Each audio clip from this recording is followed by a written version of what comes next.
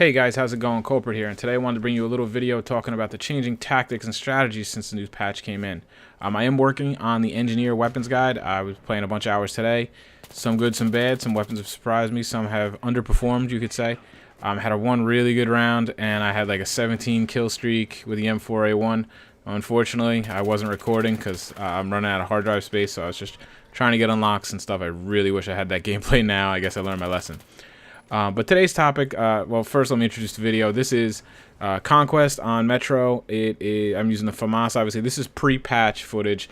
I just wanted to use it. It was a fun little match. You'll see at some point, I checked the score, but it's an underpopulated server. I think it ended up being like 6 versus 7, 7 versus 7. I almost quit.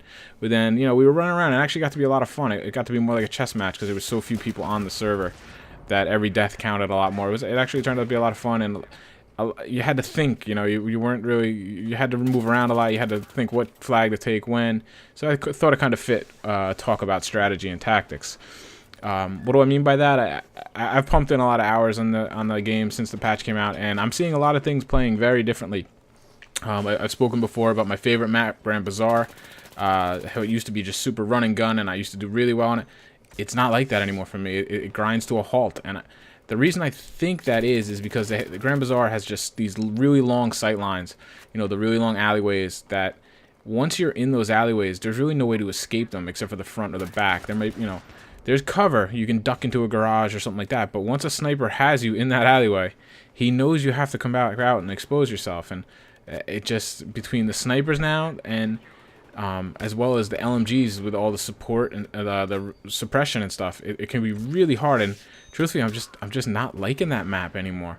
I'm really not. I'm not happy when it comes up in the rotation. Whereas I used to previously play like, you know, 24/7 Bazaar maps and stuff like that. So it's quite a change. I'm interested to see if things level them out. But it got me thinking about how things might change with all the new things with the patch.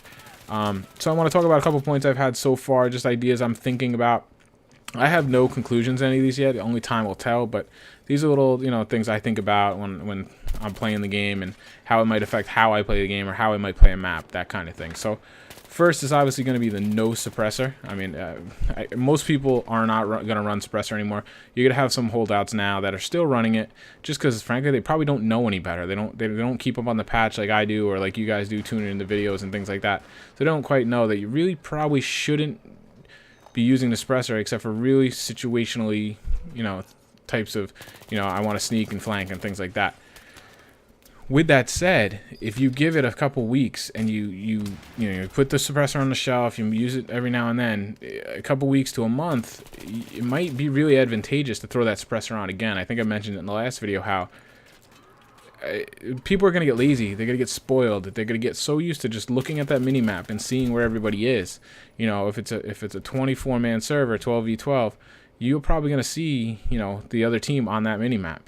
Now, it's only when they fire and stuff, but in essence, people are going to start feeling secure if they look to the mini-map and they don't see any red triangles. You know what I mean? So, if you know, once we allow that effect to take set, if you throw the suppressor on and now you start running around, even though you're going to take a hit in your accuracy and things like this, that stealth and that surprise is going to be worth a lot. And I bet you're going to be able to get a lot of back rage on people, and you're going to probably get a lot of multiple kills. So it'll be interesting to see how that turns out. Until then, though, with everybody on the minimap, I was hoping it would make gameplay faster. Everybody knows where everybody is. They're going to run at each other and kill, and it's going to just speed up play. So far, I've seen the opposite. It's people are dug in. They're finding cover. They're not running around. So I'm hoping as people get used to the patch and used to the changes, and perhaps if DICE does, in fact, downgrade the suppression, which I'll speak about next, that we could see a, you know, increased pace, because I think that's what we all want. Nobody wants trench warfare, cover to cover. It's fun, you know, it's tactically every now and then, but you don't want that with every game, you know. So I'd rather have a little more run and gun. Let's hope as people settle in, it goes to that. But, you know, keep thinking about the effects that more people on the minimap will have. My second point is obviously going to be the new suppression buff, the effect of that. You know, I know myself, I'm already playing differently. I'm shooting to suppress a lot more, and I'm only using ARs, even SMGs. You know, if I'm overwatching a corner and I just saw an enemy go around it, and then here you go, you see a teammate running, and he doesn't know that there's somebody around that corner, I will start to just fire at that corner, okay? Knowing my bullets aren't going to hit anything, but I'm trying to shoot bullets past the corner because that is going to do two things. It's going to hopefully alert my teammate if he's aware that there's danger there. It's going to put his radar up, it's going to put his senses up, and he might even, hopefully slow down and peek the corner. If he doesn't, at least maybe if there is somebody laying there prone or crouched or just up against the wall kind of thing, my bullets might have a suppression effect. And I can't tell you how many times I never see the enemy, okay? But I get that suppression and kill assist. You might as well take advantage of it. It's going to kill you a lot, so you might as well use it to your own advantage, right? So I'm thinking that way a lot more.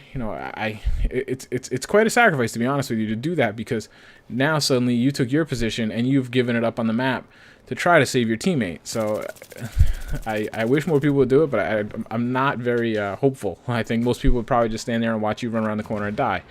You could say it's your own fault for running around the corner, of course, but what are you gonna do? So we'll see how the suppression has an effect. That's one way I take it to my advantage.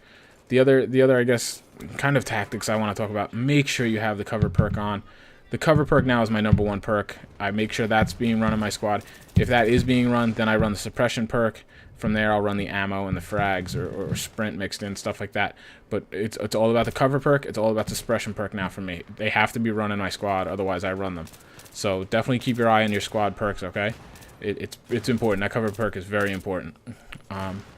The third point I want to talk about was, like I touched on, the long sight lines. They're deadly now. The sniper rifles, the SKS is pretty lethal. A lot of these semi-automatic sniper rifles now, they're a lot more accurate and they don't jam. They're a lot more effective. And with the added suppression, it's a lot harder to take a sniper out.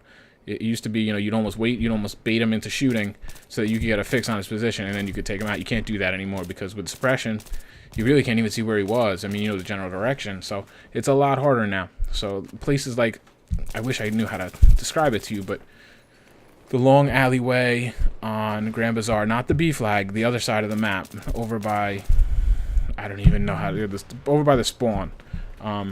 Over there you'll see a lot of guys camp up by that corner building behind the fence and stuff, and they just look down that alley. And once you get in that alley, you're kind of stuck. Once you get in that whole area, you're kind of stuck because there's only three ways out. So I've been on some bad teams on TDM, and I've just gotten trapped in there. And it's super, super frustrating because there's not a whole heck of a lot you can do. A couple snipers in that one corner building by the crossroads there, across the street from that bus and whatnot. A couple snipers in there can hold down the 2 lanes out, and then that, one guy with an LMG can hold the other one, and you're in trouble. So like I said, a map I used to love, I used to play really well, I'm just not feeling. So I don't know that I've even played Caspian Border yet on TDM, but that could turn out to be a nightmare as well with those long sight lines. So avoid long sight lines. But even maps like Karg Island with all the containers and what, don't run as if you're looking down the long sight lines. Always step to the side so that you choose when you expose yourself. This way you're ready to aim down sights, if not already, when you peek around the long sight line, and I guarantee you'll catch guys running unaware and you'll chew them up. Rather than if you're just running so you can see down that long sight line down between the containers, somebody's gonna do the opposite to you and they're gonna take you out while you're running. It has a big effect now. If you get caught running, you're dead. Okay. And the fourth one that I'm working on myself, is trigger discipline. You have to be much more careful about how and when you shoot. I do it all the time. I shoot these little accidental 1 or 2 bullet bursts because I get excited. I see somebody, even see a teammate, whatever, and I shoot at them. And it used to be no problem. If somebody wasn't that close to you, it was no big deal. Now you get to show up on the map, and I guarantee you have guys barreling in on you. So I'm trying to become much more trained not to shoot unless I know I can get the kill. Even if you see someone running across you, but you have a lot of cover in between, don't take the shot. Wait on it. It's really important so that you don't give yourself up on the mini-map. You don't let them know that you're shooting at them, and it'll turn out a lot better for you if you're able to do this. It's just something I'm really bad at because I got really, I guess, kind of spoiled with the suppressor, and I'm really trying to learn this now. It's definitely been worse on the PC too because I'm still kind of getting used to the hands and fingers and stuff like that. So there's the 4 quick points I'm working on myself. I thought I'd throw it out there for you guys to keep the idea of how to adjust for the patch going. I am working on the engineer weapon guide. It's going to take me a couple days, but that'll be coming this week. And I appreciate you listening, guys. Once again, if I can remind you to like if you enjoyed the video, favorite, retweet, all that stuff. It really helps me out. I've seen a nice surge in subscribers, and I'm loving it. I really do appreciate it, guys, and I hope you're having a good week. And Xbox guys, Dice did mention today that the patch is in certification with Microsoft, so they're just waiting. Patch is done. It's in for cert. As soon as Microsoft says go, hopefully they pass, it's going to be released. So I said my guess would be next Tuesday, a week from Tuesday, because it typically takes at least a week for certification. That would get us to mid to late week this week. Probably, like I said, they like Tuesdays. That's where I would put my money on, but hopefully sooner rather than later. I'm feeling for you, and hopefully we'll have some good news soon. Okay, guys, thanks for listening. I will talk to you later. Take